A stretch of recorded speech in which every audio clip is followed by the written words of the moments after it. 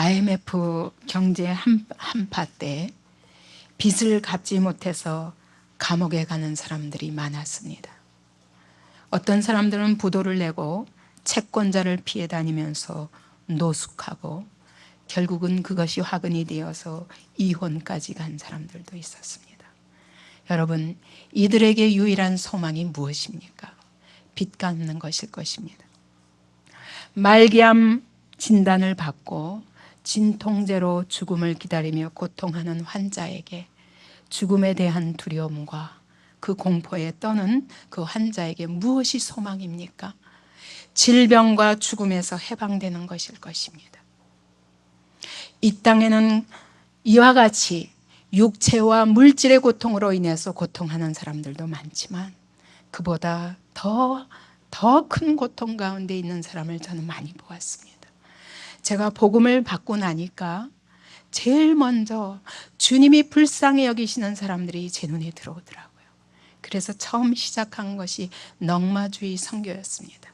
그 당시에 지금으로부터 30년 전이니까 그 당시에는 넝마주의들이 있었습니다. 큰 망태를 메고 다니면서 집집마다 쓰레기를 재활용할 만한 쓰레기만 주워가지고 그래가지고 그걸 한 자리에 모읍니다.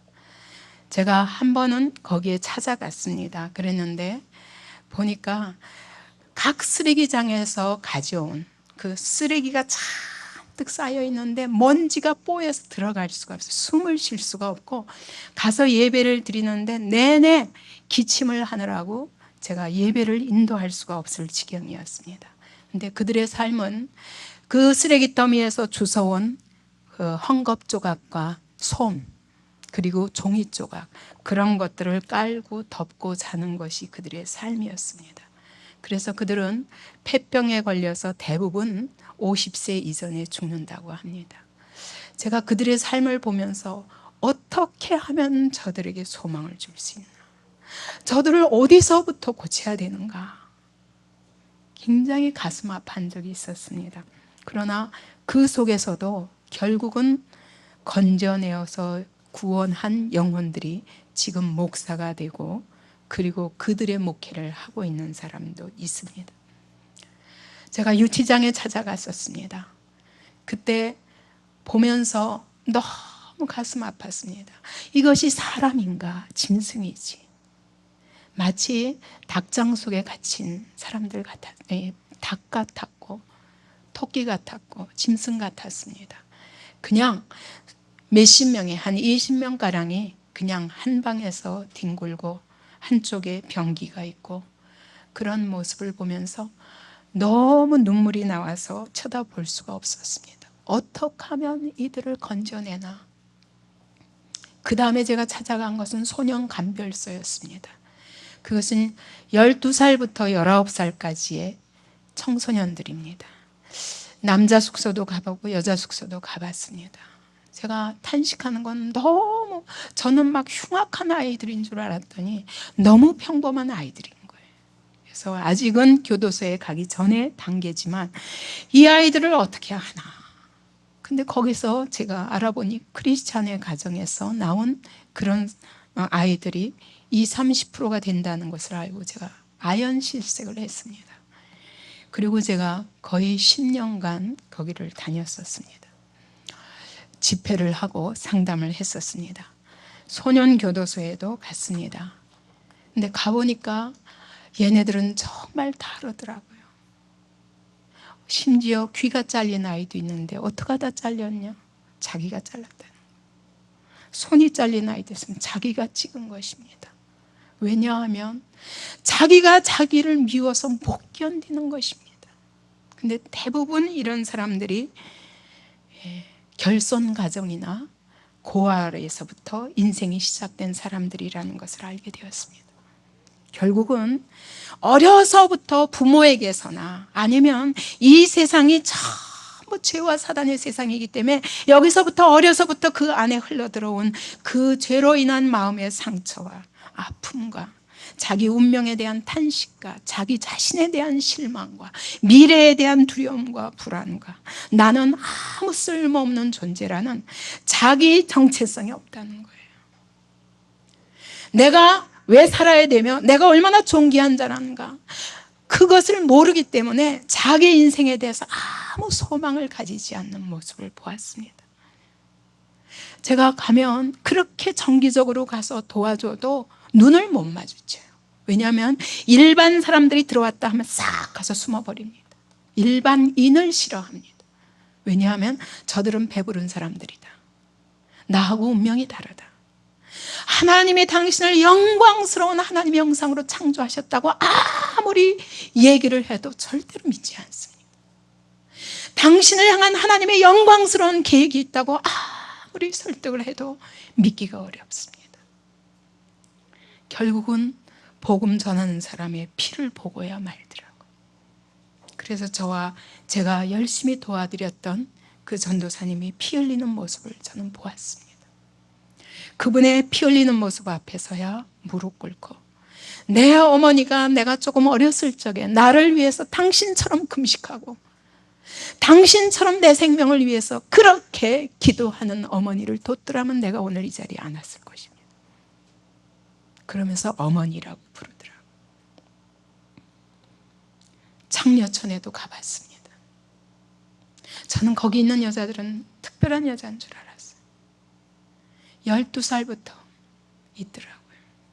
제 가슴이 미어져서 저는 가서부터 오는 시간까지 울기만 했었습니다. 저들의 인생과 내 인생이 다를 것이 아니라 다만 저들은 죄와 사단의 포로고 나는 그 자리에서 해방되었구나. 매독에 걸려서 저는 처음 봤어요.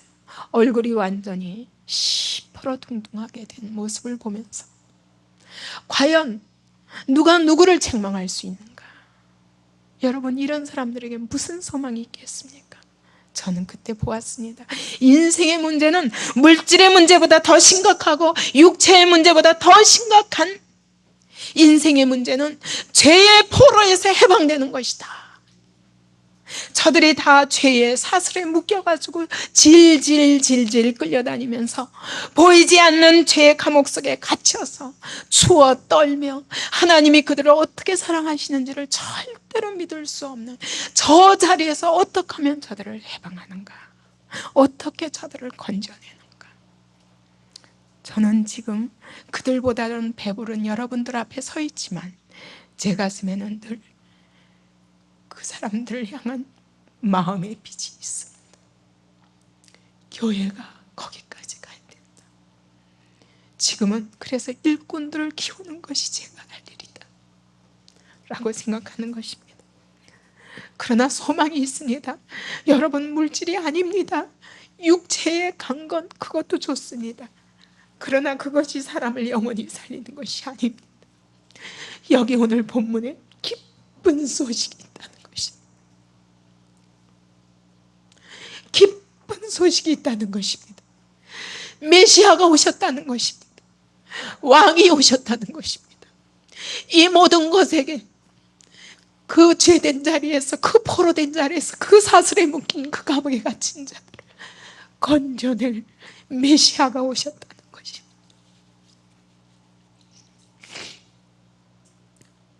여러분, 오늘 여러분이 믿는 예수 그리스도가 과연 여러분의 삶의 깊은 소식입니까? 정말 여러분을 죄의 사슬에서 이 자기를 속이고 사단에 묶여가지고 자기 정체성도 깨닫지 못하고 삶의 목적도 깨닫지 못하고 질질 끌려다니는 이 포로된 자리에서 친정 여러분 해방되셨습니까? 그렇다면 우리는 복음을 전해야 됩니다. 기쁜 소식을 전해야 됩니다. 오늘 본문에 보니까 이 본문은 BC 700년경에, 그러니까 지금으로부터 2700년경의 예언입니다. 하나님이 이사야를 통해서 주신 예언입니다. 뭐라고 말씀하시냐면 장차 하나님이 기름 부으신 나라는 분이 오실 것이라는 것입니다. 그분이 오셔서 이 모든 병든 인생, 이 모든 고장난 인생들을 치유하시고 회복시키시겠다는 것입니다. 여러분, 이것이 복음입니다. 슬픔을 화관으로 바꿔주겠다는 것입니다. 슬픔 사람들은, 이스라엘 사람들은 죄를 뒤집어 썼습니다. 근데 그 죄를 화관으로 바꿔주겠다는 것입니다. 기쁨의 화관으로 바꿔주겠다는 것입니다. 영광의 화관으로 바꿔주시겠다는 것입니다. 근심을 찬송의 옷으로 바꿔주리라. 여러분, 근심에 쩔어 있는 사람 보면 뒷모습만 봐도 축 처져 있습니다. 근데 찬송의 옷을 입혀주시겠다는, 찬송의 옷이 뭡니까? 온 내 몸을 노래로 감싸고 있다는 것입니다. 그 사람을 쳐다만 봐도, 그 사람의 모습만 봐도 찬송이 흘러나오는 것 같은 모습이라는 것입니다. 그런 모습으로 바꿔주시겠다고 말씀하시면서, 그렇게 해서 하나님의 영광을 나타날 자로 바꿔주시겠다.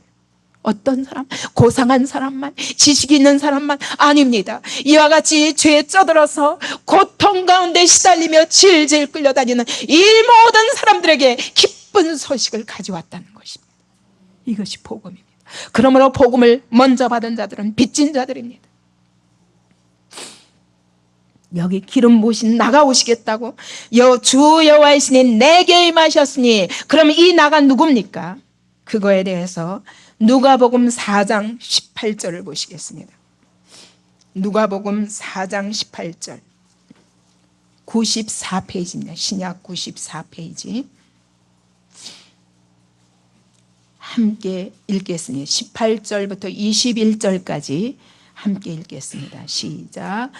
주의 성령이 내게 임하셨으니 이는 가난한 자에게 복음을 전하게 하시려고 내게 기름을 부으시고 나를 보내사 포로된 자에게 자유를, 눈먼 자에게 다시 보게 함을 전파하며 눌린 자를 자유케 하고 주의 은혜의 해를 전파하게 하려 하심이라 하였더라. 책을 덮어 그 맡은 자에게 주시고 앉으시니 회당에 있는 자들이 다 주목하여 보더라. 이에 예수께서 저에게 말씀하시되 이 글이 오늘날 너희 귀에 응하였느니라 하시니. 여러분, 이 말씀이 오늘 너에게 임하였느니라. 내가 바로 그 자라는 것입니다. 누가복음 또 7장을 보겠습니다. 7장 19절부터 22절까지를 보겠습니다. 세례 요한이 제자 둘을 불러서 얘기했습니다. 분명히 하나님의 세상 죄를 지고 가는 하나님의 어린 양이다라고 선포했는데도 불구하고 세례 요한에게 불안이 왔습니다. 그래서 그이가 당신이 오니까 아니면 우리가 다른 일을 기다려야 합니까? 하고 제자 둘을 예수님께 보냈습니다. 그리고 물었습니다. 그랬는데 그때 뭐 하고 계시냐면 예수님이 질병 든 자, 고통하는 자, 악기 들린 자들을 고치시고 소경을 보게 하시고 계셨습니다. 그래서 22절 함께 읽겠습니다. 대답하여 가라사대 너희가 가서 보고 들은 것을 요한에게 고하되 소경이 보며 안진뱅이가 걸으며 문둥이가 깨끗함을 받으며 귀머거리가 들으며 죽은 자가 살아나며 가난한 자에게 복음이 전파된다 하라. 아멘. 여러분, 이것이 기쁜 소식이라는 것입니다.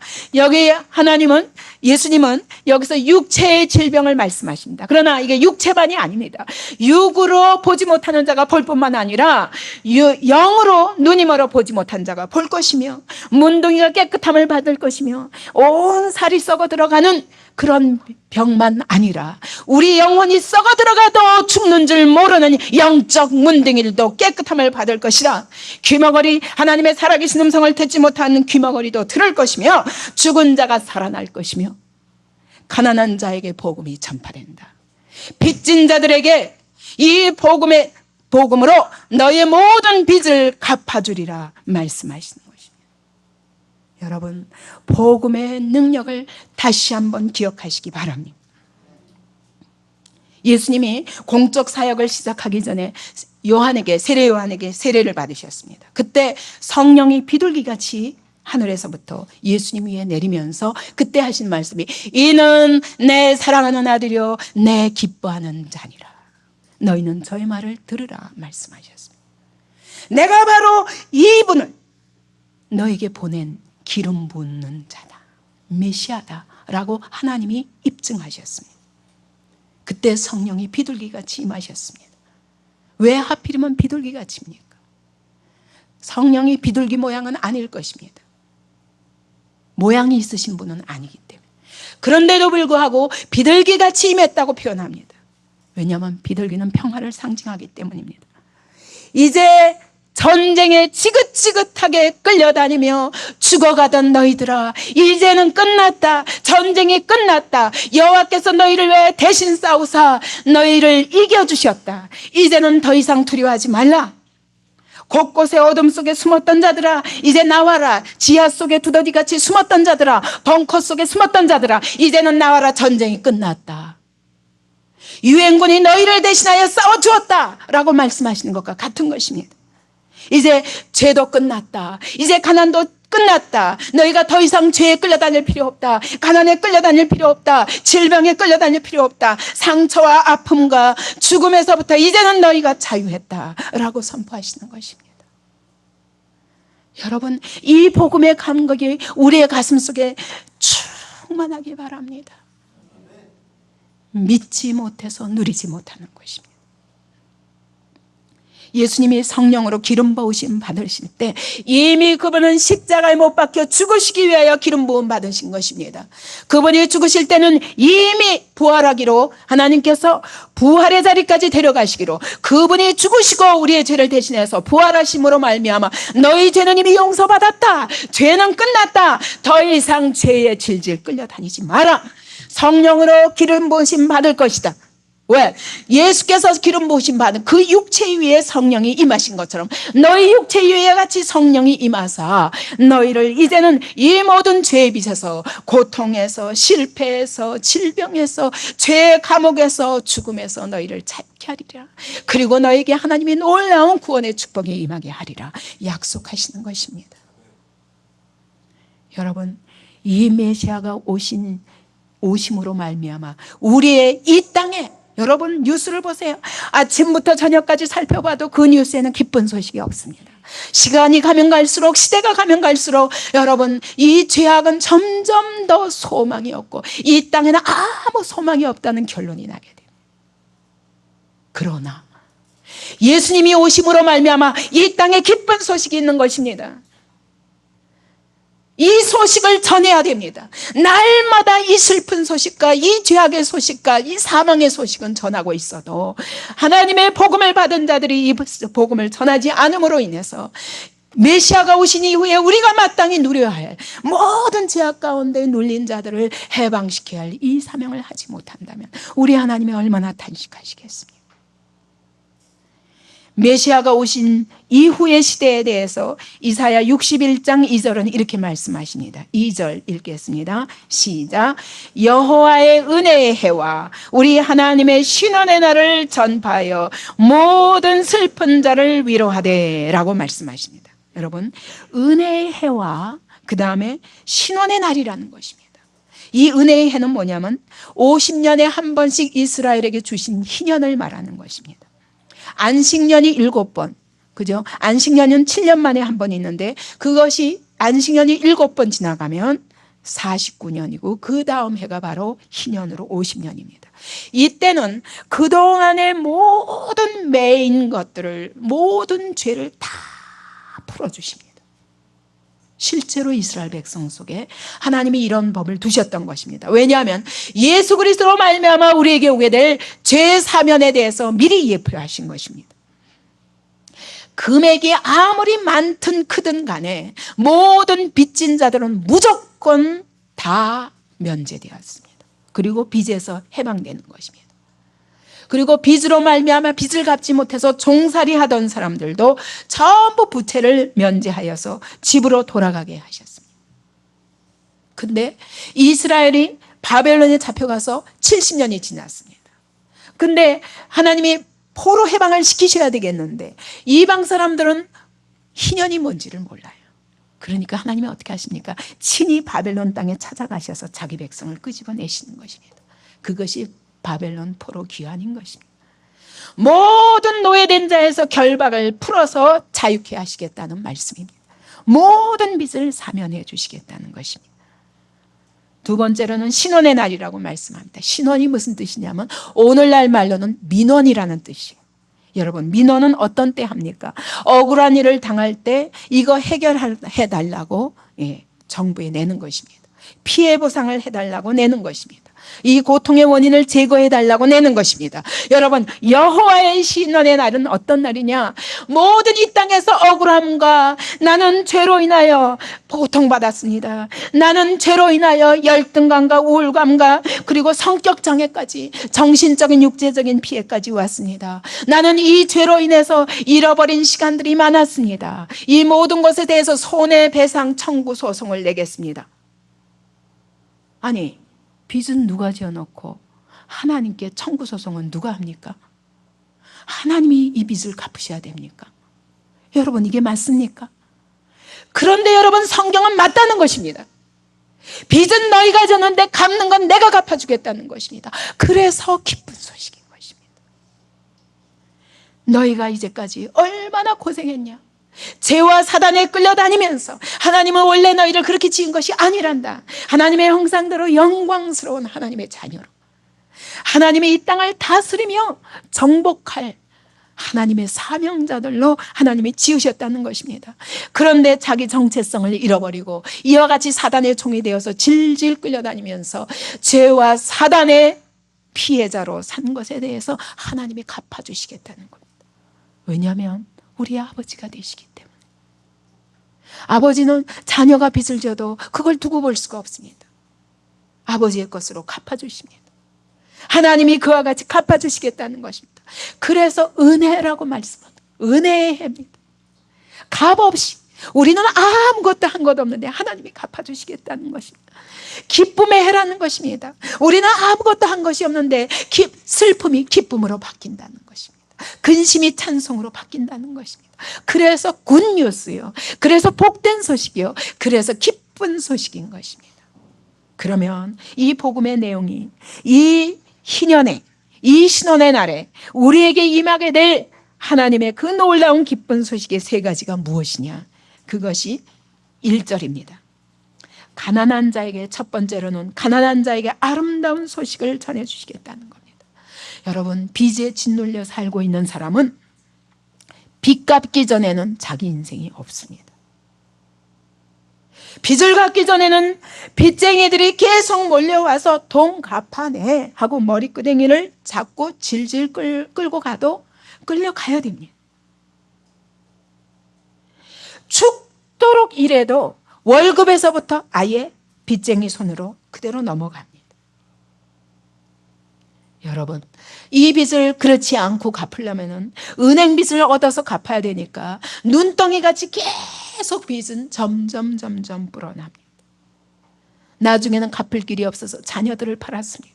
자녀들도 종들로 팔려갔습니다. 돈이 될 만한 거는 다 빚쟁이한테 다 줘버렸습니다. 남는 건 뭐밖에, 병든 육신밖에 남는 것이 없는 것입니다.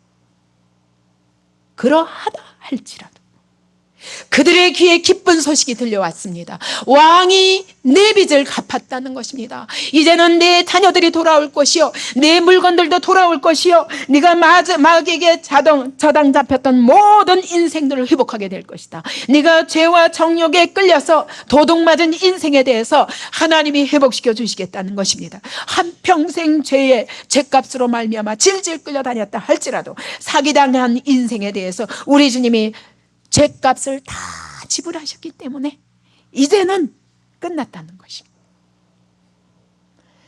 가까이 제가 본 사람이 있습니다. 여러분, IMF 때 사업가, 주식가, 도박가 이런 것들로 빚을 지고 이혼하고, 그러고 나서도, 이혼을 하고 나서도 그 남편의 빚 때문에 아내가, 그리고 자녀 둘이 있는데 딸도 40 중반이 되도록 결혼 못하고 아들도 30 중반이 되도록 결혼 못하고, 그리고 20년 동안 갚았는데 인생은 다 지나간 거예요. 이제서야 다시 시작할 수 있다고 그러는데 이미 자녀들은 우울증에 걸려버리고 사단에게 발이 묶여버린 거예요. 자기 인생에 대해서 아무 소망을 가질 수 없게 된 거예요. 그러나 이런 사람에게도 복음은 기쁜 소식인 것입니다. 예수 그리스도는 기쁜 소식인 것입니다. 너의 모든 죄와 이제까지 다닌 모든 그 인생에 대해서 내가 보상해 주겠다. 그런데 안타까운 것은 사단에게 발이 묶여서 복음을 들으려 하지 않는 이것이 안타까운 것입니다. 여러분, 우리는 이런 사람들에 대해서 빚진 자입니다. 은혜의 빚진 자입니다. 우리는 복음의 빚진 자들입니다. 우리를 하나님이 갚아주셨으니 1만 달란트를 갚아주셨으니 오늘 500데나리온 빚진 자들에게 찾아가서 용서해주고 그들에게도 이 기쁜 소식을 전하는 것이 우리의 사명인 것입니다.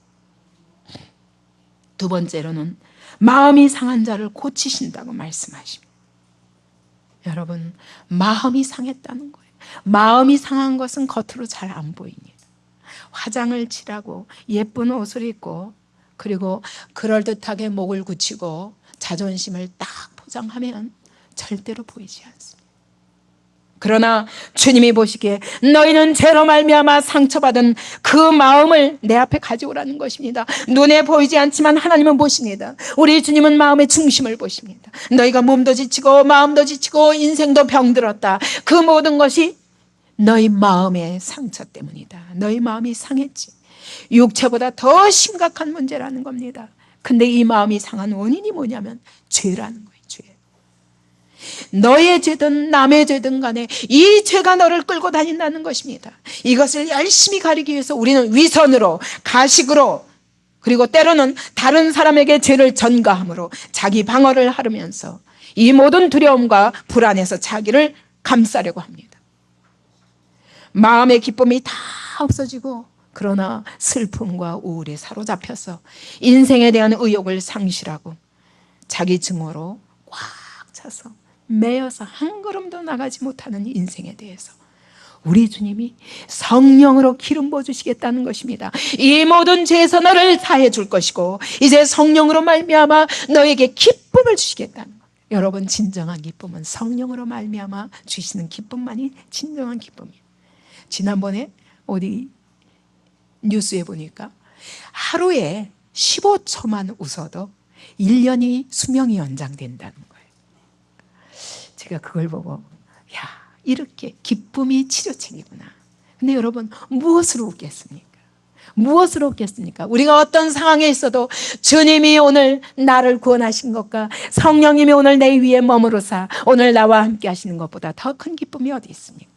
이 기쁨으로 말미암아 우리는 넉넉히 우리의 모든 낭만과 절망과 슬픔과 우리의 모든 실패와 이것에 대해서 하나님이 보상하시는 줄 믿으시기 바랍니다. 이렇게 좌절한 사람은 다른 사람도 못 믿습니다. 하나님도 못 믿습니다. 그렇기 때문에 반항으로 달려갑니다. 우리가 지난번에 거절의 다림줄이 아니면 반항의 다림줄이라는 걸 보았습니다. 여러분, 거절 그 자체를 자기 힘으로 이기려 하면 반항으로 가는 거예요. 그 거절 앞에서 십자가 앞에 가기를 너무 싫어하는 거예요. 아니, 십자가 지는 것이 내가 죽는 것 같지만 그게 사는 길입니다. 근데 속는 거예요. 사단은 절대로 속입니다.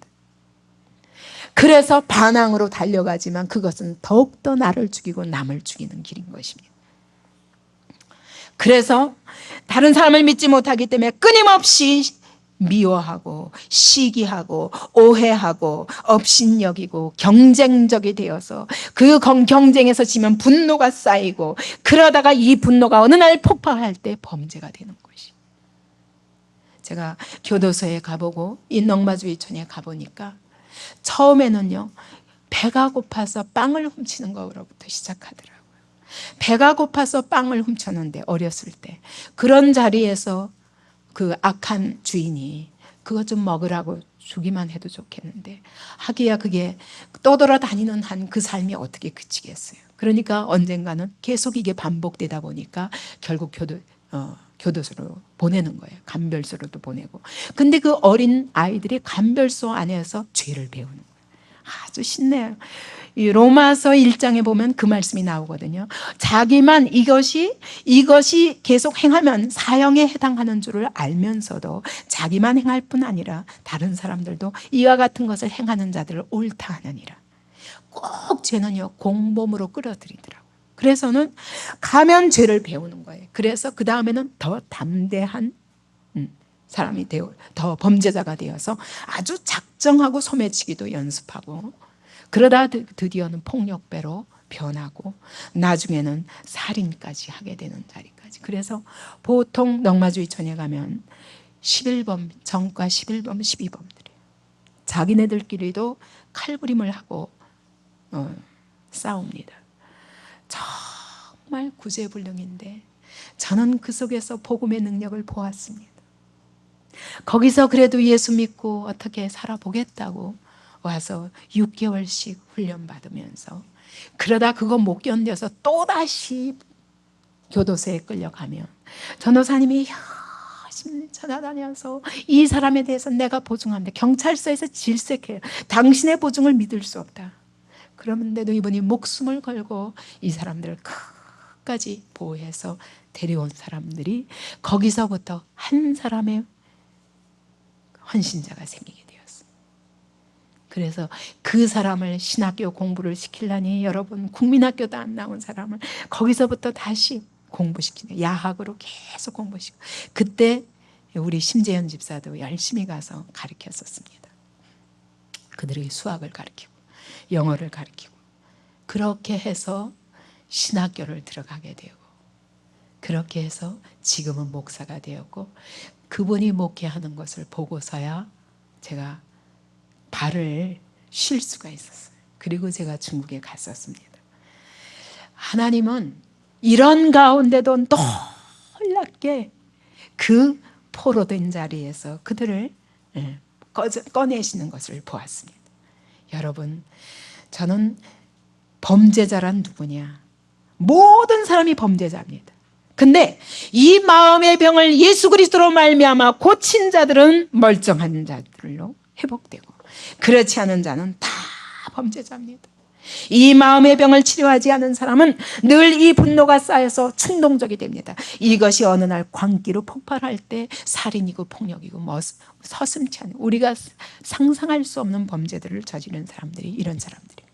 그런데 이것이 예수 그리스도로 말미암아 그 마음이 치료되기만 하면 예수 앞에 나와서 천사 같은 사람으로 변하는 것을 보았습니다. 이것이 복음의 능력인 것입니다. 여러분, 오늘 우리가 이 복음을 소유했음을 여러분 자랑하시기 바랍니다. 여러분의 삶의 현장에서 자랑하시기 바랍니다. 여러분, 연약하고 지금 상하고 고통하고 이렇게 죽어가는 사람들이 있으면 여러분, 이것을 살리기 위해서 다 몸을 던질 때 하나님이 놀랍게 우리와 함께 하시며 일하실 줄 믿습니다. 세 번째로는 포로된 자에게 자유를, 갇힌 자에게 노임을 전파하며 라고 말씀합니다. 포로된 자는 노예된 자를 말합니다. 갇힌 자는 노예에서 지나서 노예보다 더한 죄수예요. 죄수는 아예 감옥에 갇혀서 꼼짝달싹 할 수 없어요. 다 감시하는 가운데 한 걸음도 자기 마음대로 움직일 수가 없습니다. 이것이 갇힌 자인 것입니다. 꽉 묶여가지고 전혀 자유가 없는 상태입니다.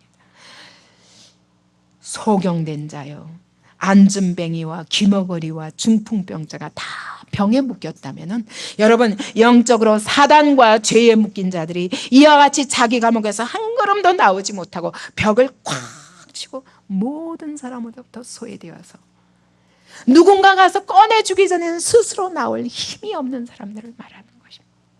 포로된 자는 그보다는 조금 덜해요. 굶주림으로 말미암아 어딘가 딴 데 의지하기 시작합니다. 술에 의지하고 물질에 의지하고 돈만 벌면 만사가 해결된다. 사랑이라는 이름으로 정욕에 의지하고 그러면서 질질 끌려다닙니다. 그건 사랑이 아니라 정욕입니다. 예수님을 모르는 사랑은 절대로 사랑이 아닙니다. 왜냐하면 인간의 사랑은 달라는 것이지, 뭔가 상대방의 것을 뺏어가지고 내 것을 채우고자 하는 것이지 내 것을 절대로 줄 수 없습니다. 그것이 인간의 사랑은 사랑이 아니라 정욕입니다. 그러나 하나님의 사랑은 값없이 죽으시고 우리를 대신해서 값없이 다 우리의 빚을 대신 갚아주시고 값없이 끝까지 기다려주시고 오래 참으시면서 우리를 끝내는 자유케 하시는, 그것이 바로 하나님의 사랑인 것입니다. 하나님의 사랑을 받지 않고는 아무도 이 굶주림에서 헤어날 수가 없습니다. 여러분, 사람을 의지하면 정욕으로 끌려다니지만 언젠가는 나를 이용했구나라고 끝나게 되는 거예요. 그것이 인간의 사랑입니다. 돈을 의지하지만 돈이 우리의 생명을 책임져 줄 수는 없는 것입니다. 그렇기 때문에 계속 세상만 따라가게 만듭니다. 계속 굶주리니까 이거면 채울까 저거면 채울까 끊임없이 채우려 하지만 어느 것으로도 채워지지 않습니다. 왜냐하면 하나님이 우리 영혼은 하나님으로만 만족할 수 있게 원래 지으셨기 때문에 다른 무엇으로도 채울 수 없는 것입니다. 이와 같이 하나님을 모르기 때문에 굶주리고 포로되어서 중독 상태에 있어서 계속 끌려다니면서 이제는 돈을 따라다니고 이제는 술을 따라다니고 이제는 사람을 따라다니고 이제 남이 가야 한다면 나도 가야 되고 남이 증권하면 나도 증권하다가 망하고 이런 자리에 계속 끌려다니면서 계속 망하는 자리에 있는 이런 사람이라 할지라도 오늘 예수님의 십자가의 복음을 그들에게 전할 때 예수님이 당신의 모든 빚을 갚아주셨다, 당신이 그 자리에서 꺼내신 하나님을 그들에게 선포할 때 하나님이 일하십니다. 하나님의 말씀은 살았고 운동력 있어 좌우의 날선 어떤 것보다도 예리하게 혼과 영과 관절과 골수를 찔러 쪼개며 각 사람의 속에 숨어있는 모든 죄악을 벌거벗은 것까지 드러내십니다. 그때 자기 상태를 알게 됩니다. 그러기 전에는 죄가 무엇인지도 모르는 것입니다. 이렇게 살다가 가면 되지. 그러나 언제 큰 벽에 부딪혔을 때 우리가 죄를 발견하든지 아니면 하나님의 말씀이 들어가서 혼과 영과 관절과 골수를 찌르며 들어가서 우리를 벌거벗은 것까지 드러내실 때 그때서야 비로소 자기 모습을 보며 하나님 앞에 나오게 되는 것입니다. 하나님의 나라는 말에 있는 것이 아니라 능력이 있습니다. 바로 이 복음을 전할 때 이 복음이 영혼 속에 임하여서 이와 같이 자기 자신을 보게 되고 영적 상태를 보게 되고 예수 그리스도가 이런 나라를 위해서 모든 빚을 갚으셨다는 것이 그에게 복음이 될 때 벌떡 일어나는 거예요. 안전뱅이가 일어나도 일어나는 것입니다. 소경의 눈을 뜨듯 한순간에 눈이 열리는 것입니다. 제가 바로 그 자리에서 살아난 사람입니다. 저는 전해주는 사람도 없어서 혼자서 성경을 이게 무슨 책인가 하고 읽다가 하나님께서 친히 찾아오신 거예요. 친히 찾아오셔서 제 눈을 열어주셨고 소경된 난 그때까지 내가 소경인 줄 몰랐습니다. 내가 그때까지 귀머거리인 줄 난 몰랐습니다. 귀가 열리기 시작했습니다. 하나님의 살아계신 음성이 들리기 시작했습니다. 그때까지 내가 이 가슴이 병든 자인 줄 몰랐습니다. 그러나 하나님의 사랑이 들어오고 보니 내 이 가슴이 상처투성이라는 걸 알게 되었습니다. 여러분, 그때부터 하나님이 물 붓듯이 예수의 피로 내 심령 속에 말할 수 없는 사랑으로 채워주십니다. 나 같은 죄인을 위하여 십자가에 대신 죽기까지 사랑하신 그 사랑을 알 때 비로소 내 영혼이 거기서부터 안식하기 시작했습니다. 나는 이 은혜의 빚진 자입니다. 그렇기 때문에 복음을 전하지 않고는 견딜 수 없는 것입니다. 여러분, 이제 나는 혼자서 이제까지 20년 동안 제가 혼자서 전했다면 하나님이 이제 10년 전부터는 함께 전하게 하셔서 안디옥 교회를 세워주셨습니다. 안디옥 교회는 반드시 이 사명을 감당해야 됩니다. 왜냐하면 우리에게 이 놀라운 복음을 주셨고 우리를 이 일을 위해서 부르셨기 때문입니다. 예수님의 사역은 우리가 안디옥 교회가 해야 할 비전에 대해서 첫째로 가르치는 사역, 두 번째로 전파하는 사역을 이야기했고 오늘은 고치는 사역입니다. 오늘 우리 안디옥 교회가 어떻게 이 세상을 고치는 사역을 감당해야 되겠는가? 저는 어떤 것보다도 복음 그 자체가 바로 고치는 사역의 능력이라고 믿습니다. 복지사역이 복음을 빼놓은 복지사역은 그것은 그 영혼은 구원하지 못한 죄로 육체만 구원하는 것으로 끝날 수 있습니다. 안디옥 교회가 왜 복지사역을 해야 되냐면 복음과 함께 하기 위해서 복지사역을 저는 선택하는 것입니다. 복음의 능력을 이와 같이 병든 영혼들을 고치고 일으켜서 정말 복음의 능력을 이 세상에 나타내기 위해서 복지사역을 선택하되 우리가 제일 첫 번째 가진 검은 성령의 검인 것입니다. 그래서 새 생명의 복음으로 무장하고 그리고 영혼을 깨워서 일으키는 것입니다. 소경의 눈을 뜨게 하고 귀머거리의 귀를 열리게 하고 벙어리의 입술이 열리게 하고 이 병든 가슴이 예수님의 사랑으로 치유받는 역사가 나타나는 그 일을 위하여 이제 나아가야 될 것입니다. 그리고 이 복음의 말씀이 이와 같은 능력으로 나타나려면 기도 없이는 안 됩니다. 그렇기 때문에 기도의 능력으로, 기도 외에는 이런 유가 나갈 수 없느니라. 기도로 무장하는 교회가 되어야 될 것입니다. 이것이 치유사역의 첫 번째입니다. 그렇기 때문에 제가 그 오랜 세월을 또 새 생명, 또 새 생명, 또 새 생명, 제가 앞으로 교육 프로그램을 계속 이 교육 시스템을 계속해도 계속 이 복음의 반복입니다. 결국 이 복음이 우리에게 예리한 검으로 우리 골수 깊이까지 파서 우리 안에 더 이상 내가 나 자신에게 사단에게 속지 아니하도록 그렇게 영의 눈이 열리도록 할 때까지, 그래서 다른 사람을 살릴 수 있는 사람으로 만드는 것이 목표인 것입니다. 두 번째로, 그러면 이것을 실제적으로 우리 안디옥 교회가 이 치유사역을 감당하는 데 있어서 실질적으로 어떻게 접근하느냐, 그것이 저는 어린아이부터 시작돼야 된다고 생각하는 것입니다. 그래서 이 어린이집이 교육사업도 되지만 치유사역이 반드시 병행해야 된다고 보는 거예요. 영어 아무리 일찍 가르치고 학교 들어가기 전에 가나다라 아무리 일찍 가르쳐도 그것으로는 살 수 없습니다. 이 아이의 병든 심령을 살릴 수 없습니다. 어린아이들에게도서부터 저는 치유사역을 해야 된다고 생각합니다. 그것이 바로 인성교육을 함께 하는 것입니다. 결국 저는 모든 회복은 두 가지다고 봅니다. 어린아이에서부터 어른까지 모든 회복은 두 가지입니다. 첫째는 자기 정체성의 회복입니다. 내가 누구인가에 대한 회복입니다. 이것이 바로 인격의 회복인 것입니다. 이것이 바로 예수 그리스도를 닮아가는 시작인 것입니다. 그래서 이것은 어려서부터 돼야 된다. 그다음에서 인성교육, 성품 개발, 이것이 바로 이 치유사역에 속할 것입니다. 그 그리스도의 주권 앞에 자기를 굴복시켜서 그분의 형상을 입는 이것의 시작인 것입니다. 두 번째로는 사명의 회복. 내가 왜 사는가, 삶의 목적이 무엇인가를 붙잡기 전에는, 여러분, 우리가 아무리 은혜 받아도 소용없어요. 사명을 붙잡기 전에는 꼭 또 뒤집어지고 또 뒤집어지고 또 뒤집어집니다. 우리가 늘 옆에서 보잖아요.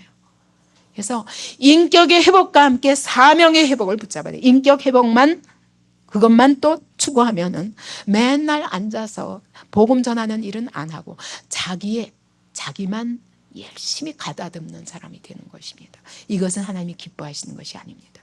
형상의 회복과 사명의 회복인 것입니다. 그래서 어떻게 하면 그러면 사명을 회복시키나? 어린아이 때부터, 어린아이에 하나님이 각 사람에게, 저는 모든 사람이 다 한 가지씩은 은사가 있다고 확신합니다. 왜냐하면 하나님이 무엇을 위해서 지으셨기 때문에? 사명을 위해서 지으셨기 때문에. 하나님의 형상대로 지으시고 하나님의 나라를 위하여 사명자로 이 땅에 나게 하셨기 때문에 사명을 붙잡는 데까지 가야 자기 인생의 목표를 분명히 붙잡고 달려갈 수 있는 사람이 되는 것입니다. 그래서 모든 어린아이에게서 어떻게 하면 이 아이의 달란트를 발견하는, 저는 거기에다 최대의 목표를 두고자 합니다. 그래서 각각 다른 개성을 갖고 태어났다는 걸 인정해야 돼요. 오늘날 한국의 교육은 뭡니까? 전부 똑같이 만드는 거예요. 전부 똑같이 암송해가지고 다 암기해가지고, 그런 교육은 힘이 없습니다. 학교 다닐 때 점수는 좋을지 모르지만 힘이 없습니다. 그래서 제가 미국의 대학원 교수들이 이렇게 얘기한다고 그래요. 한국에서 인류대를 졸업한 우수한 졸업생들을 데려오면 문제가 있다는 거예요. 시험 칠 때는 꼭 A 학점을 받는데요. 그런데 어떤 연구 과제를 주고 이것에 대해서 착상하고 연구 방법을 개발하고 그리고 나름대로 조직을 하라. 그러면 시스템을 조직하라. 그럼 완전히 당황해서 못한다는 거예요. 그러면서 한국 교육 방식에 문제가 있다라고 제기하는 거예요. 창의력이 없다. 그다음에 종합력이 없다. 상상력이 없다. 여러분, 이거 빼놓고 암기는요, 컴퓨터가 하면 됩니다. 안 그래요? 더군다나 이 컴퓨터가 발달하는 시대에 여러분의 자녀들을 컴퓨터 수준으로 만들겠습니까? 제가 여러분들에게 늘 부모들에게 부탁하는 것입니다. 학교에서 공부 못해도 좋아. 이 아이에게만 있는 특별한 재능이 있다는 겁니다. 여러분, 아인슈타인이 학교를 보냈더니 학교 보내기 전에 4살 때 이미 부모가 진단하기를 얘는 전능하다라고 했다는 거예요. 그래가지고 국민학교를 보냈는데 1학년 그 초등학교 1학년 담임 선생님이 이게 성적표에다 써보내기를 이 아이에게서는 이게 대인관계도 잘 안 되고 그다음에 지적 개발도 잘 안 된다. 이 아이에게서는 아무 지적 개발을 기대할 수가 없습니다. 라고 통지표에 그렇게 기록할 수밖에 없었다는 거예요. 그래서 학교를 못 다녔어요. 근데 15살 때 이미 뉴턴과 스피노자와 데카르트를 다 독파했다는 거예요. 깜짝 놀란 거죠. 여러분, 그 아이만 갖고 있는 독특한 은사가 있는 거예요. 아인슈타인은 누구도 따라갈 수 없는 천재 아닙니까? 근데 그 사람을 계속 학교에다 놓고 학교 교육에서 이 아이를 똑같은 그런 제품을 만들고자 했을 때 아인슈타인 같은 사람이 나올 수 없는 거죠. 그죠?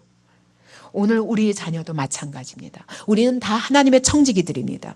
우리 각자에게 주신 하나님의 특별한 달란트가 있습니다. 그걸 통해서 영광 받으시고자 하시는 그것을 발견해야 돼요. 그것을 살려주는 것이 교육이 되어야 됩니다. 저는 이런 교육은 절대로 이 세상이 할 수 없다고 생각하는 거예요. 더군다나 우리 한국 구조 속에서 전부 출세지향적입니다.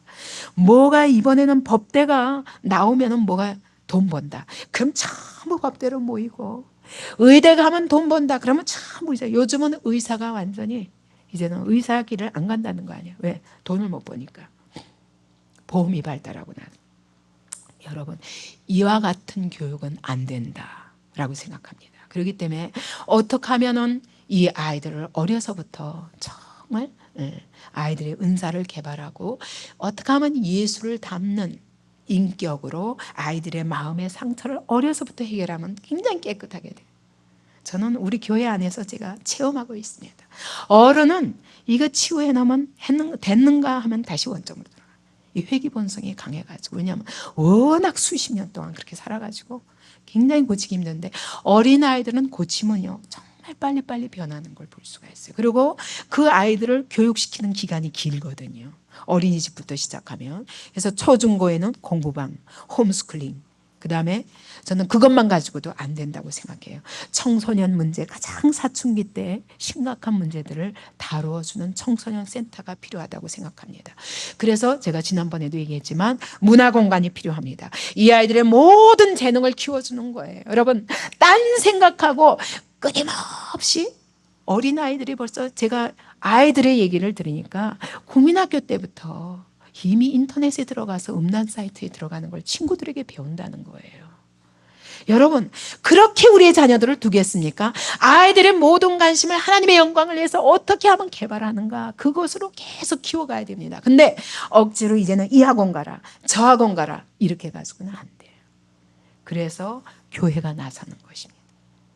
그래서 아이들이 하고 싶은 걸 할 수 있도록 모든 기회를 보여주는 겁니다. 음악이든 미술이든 또 어떤 글짓기든 또 스포츠든 가지각색들을 아이들이 할 수 있는 그런 환경을 만들어줘서 불신자들도 이 청소년 센터는 계속 들락거리도록, 그러다가 그런 아이들에게 복음 전하면서 복음을 전할 수 있는 통로로 상담소를 두는 것입니다.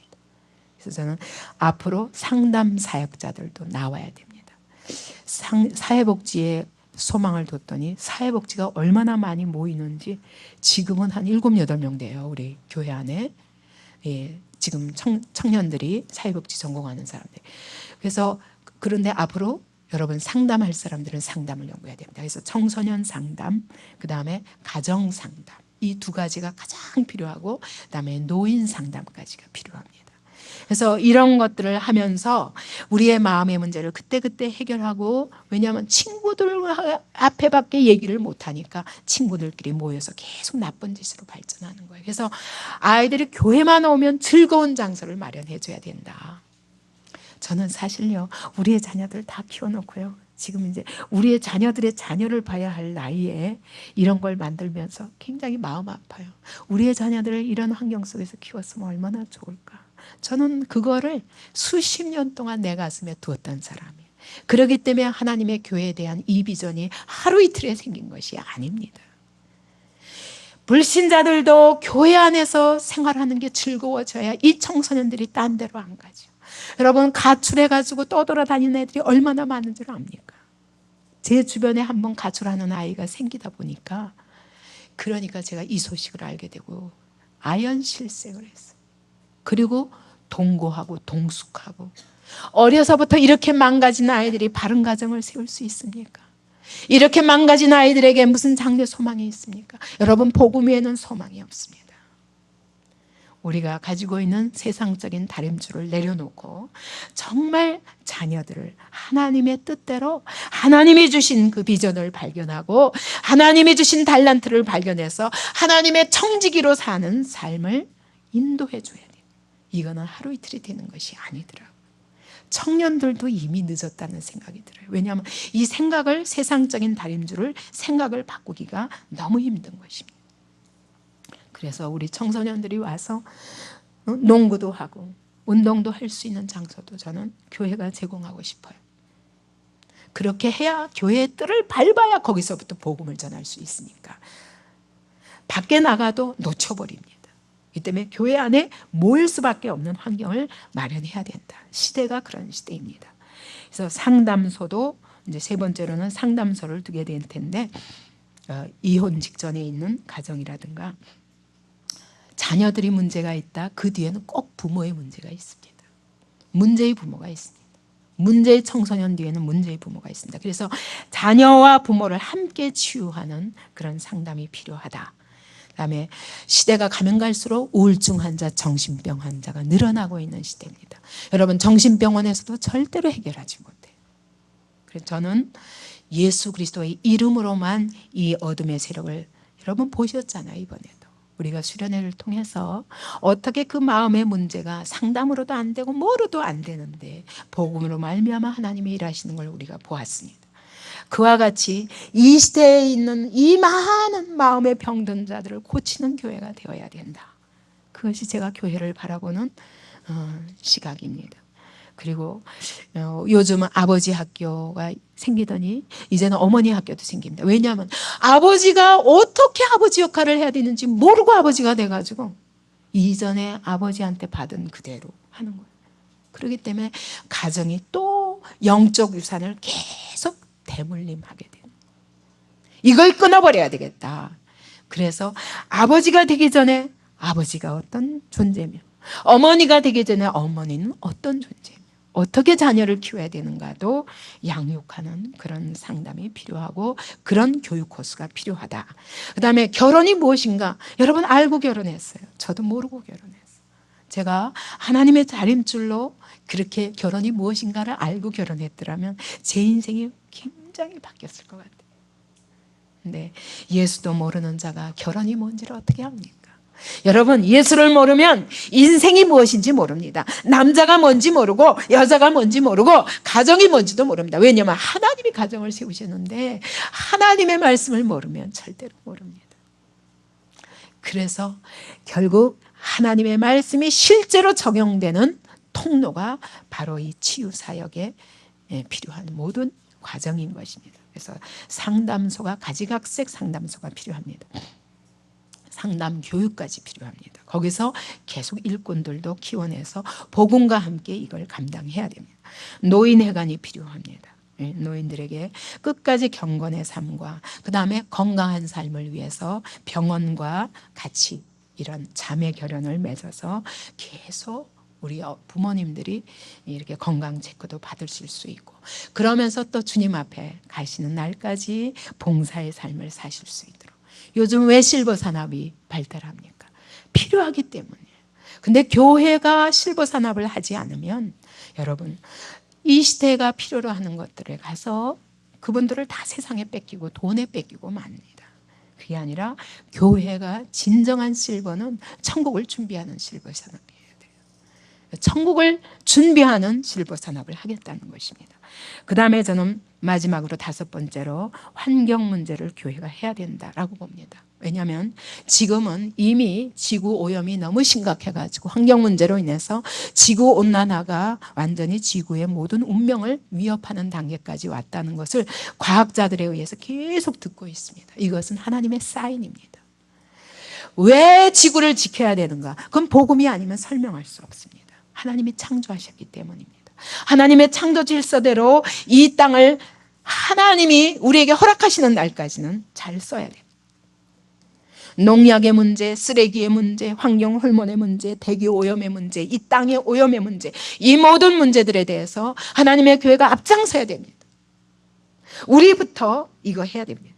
그래서 저는 일단 그런 환경이 아름다운 곳을 택하는 거예요. 제가 수없이 기도하면서 이 도시에 자리 잡으면 사실은 교회가 빨리 부흥합니다. 그러나 제가 더 멀리 보기로 했습니다. 당장은 아니라도 더 멀리 보고 다음 시대가 필요로 하는 것이 뭐냐. 이거 환경 문제 심각합니다.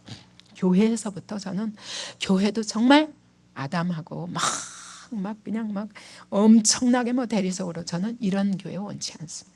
정말 친환경적인 교회, 겸손한 교회, 그리고 정말 이렇게 인간적이고 그리고 경건하여서 하나님의 그 만드신 이 자연 질서를 어기지 아니하는 아름다운 그런 교회를 만들고 싶습니다. 그래서 제가 건물보다 땅이라고 말하는 거예요. 저는요, 텐트만 쳐도 돼요. 저는 건물 건축 안 해도 돼요. 그냥 컨테이너 갖다 놔도 돼요, 잠시. 그러나 저는 흙이 있어야 되겠습니다. 나무가 있어야 되겠습니다. 돌이 있어야 되겠습니다. 연못도 있어야 되겠습니다. 거기에 물고기가 노니는 걸 보면서 우리의 자녀들이 자연을 보고 자라기를 원합니다. 나는 닭도 키우고 싶습니다. 토끼도 키우고 싶습니다. 우리의 자녀들이 그렇게 사는 법을 어려서부터 배우기 원합니다. 새도 키우고 그러면서 하나님의 창조를 노래하고 찬양하고 유기농 재배도 해야 됩니다.